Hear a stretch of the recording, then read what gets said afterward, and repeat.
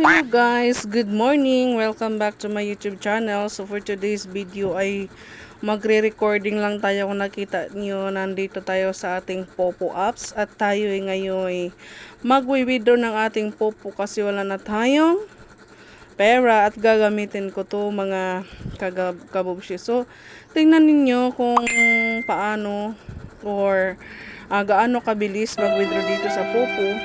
Samahan mo lang ng tiyaga. At tawag dito. Basta yun lang gagawin mo, magla-live ka lang dito sa Popo at meron ka nang sasahurin. So, itong nakita ninyo na meron ako dyang points na 100,972. So, ngayon, i-withdraw natin yan, mga kabubshi, kasi kailangan natin ng pera. And subaybayan nyo ko mga kabubshi. Sobrang dali lang mag-withdraw dito sa Popo. And tingnan nyo lang. And din nakita nyo nandito tayo sa na ito dito. And nakikita nyo may withdraw. I-withdraw na natin to. So nakita ninyo total amount for withdraw $10,000.10. And then nag-convert na po yung points natin sa dollars. So sa baba meron kang pagpipilian, may GCash yan. And then, ang minimum withdrawal natin is $10. $10 and maximum withdrawal is $2,000. So, mabilis lang to mga kabubshi. Mga ilang segundo lang papasok na sa GCash natin. Withdraw na natin. And yun, submit.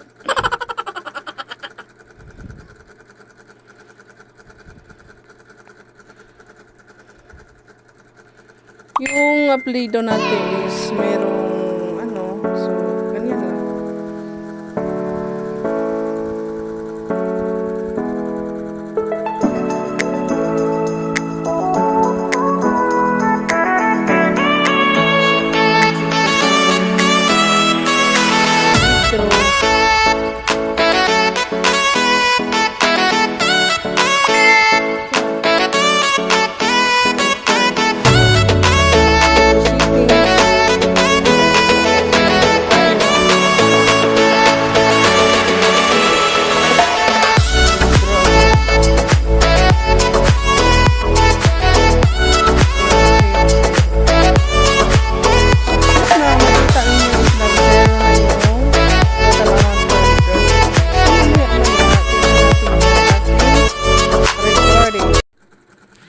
So, ayan na nga mga kabubshi. At meron akong message na na-receive dito sa withdrawal notice. And yun mga kabubshi is na-withdraw na natin ang ating pera sa Popo. So, ayun.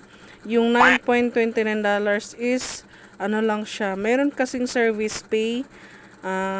Kanina $10 yun at kinuhanan yun ng service pay. So, natanggap natin is $9.29 lang dollars. And then, yung equivalent nun sa Philippine money is only 500. Makikita natin doon sa ating messenger. Sa GCash. Sa GCash. Ayan. Meron tayong na-receive na inbox dito sa ating GCash. Fund received is you have received 501.66 of GCash from NetBank with account ending up from your new balance is 528. So, ayan na mga kabubshi. So, legit talaga si Popo mga kabubshi. Kung ako sa inyo, kung wala kayong gagawin sa bahay ninyo, and magpopo na kayo guys. Bye-bye ulit. Thank you for watching Mango Kabuki.